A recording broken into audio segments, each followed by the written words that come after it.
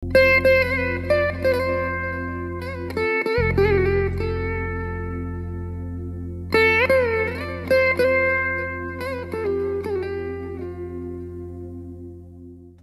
কি সবাই ঠিকঠাক? তো আমারও চলে যাচ্ছে। তো আজকে আমাদের জমির ক্ষেতে আলু উঠিয়েছিলাম, যেটা অনেকদিন আগে লাগানো হয়েছিল। 3 মাস এরকম সামথিং থাকে, তারপরে আলুটাকে ওঠানো হয়। যারা জানো তারা তো জানোই, আর যারা জানো না তাদেরকে একটা কথা বলে দিই, আমাদের হচ্ছে গ্রামে বাড়ি, তাই ভাবলাম যে একটু ছোট্ট একটা ব্লগ করাই যায়। তাই আমি আজকের ব্লগটা এখান থেকে শুরু করতেছি। আজকে কোনো মোটো ব্লগ না, আজকে হচ্ছে আমাদের বাড়ির জমির ক্ষেতের ব্লগ। তো আমরা কিভাবে আলুটাকে উঠাই সেটা তোমরা দেখো। ওঠাতে আমরা এনজয়ও করেছি অনেক, তো বালি নিয়ে খেলাধুলাও করেছি, যে পুরোনো স্মৃতিগুলো মনে পড়ে যায় যখন ছোট ছোট বাচ্চা। তো আমাদের সাথে আছে আমার ভাস্তা, আমার ভাগ্নি, আরো অনেক কয়েকজন আছে, আমার মা আছে সাথে। তো চলো আজকের ভিডিওটা এখান থেকে শুরু করা যাক। তোমরা দেখতেই পাচ্ছ কিভাবে আলুটাকে ওঠানো হয়। তো দ্বিতীয়ত আমাদের এবার খেতে যে আলুটা হয়েছে সেরকম হয়নি, মানে অনেক বড় বড় হয়, তো এবার সেরকম বড় বড় হয়নি। আলুটা হয়েছে, মানে ফলনটা ঠিক হয়েছে, কিন্তু আলুটা বড় সাইজের হয়নি। তো অনেক কষ্ট মনে হচ্ছে। আর দ্বিতীয়ত অনেক খাটনি করে আলুটাকে লাগানো হয়, কিন্তু এই জিনিসটা হয়েছে শীতের কারণে। আর তৃতীয়ত মানে মাঝখানে সার দিতে হয়, সেই সারটা আমরা দিতে পারিনি শীতের কারণে, তাই আমরা দিই নাই। তো সেই জন্য এরকম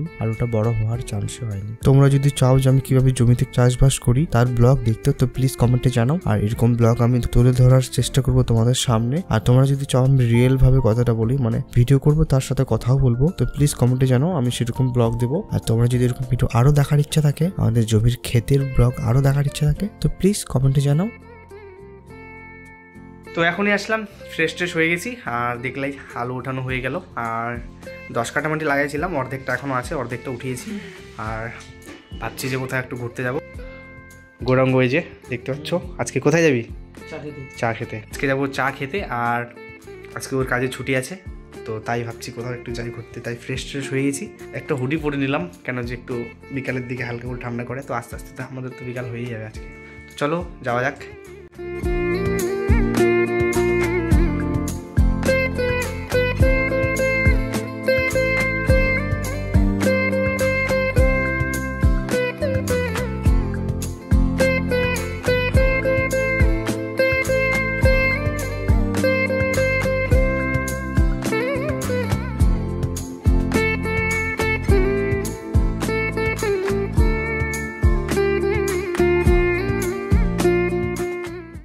আমরা একটা সুন্দর লোকেশনে চা খেতে চলে আসছি।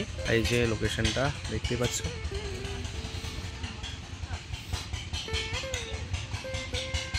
এই যে 4 কাপ। এখন মুড়ি মাখা অর্ডার করলাম, তারপর আবার একটা চা খাবো, তারপর বাড়ি চলে যাবো। এই যে মুড়ি মাখা নিয়ে নিয়েছি, দুজন মিলে খাচ্ছি, ভালোই লাগতেছে। ঝাল অনেক হয়ে গেছে।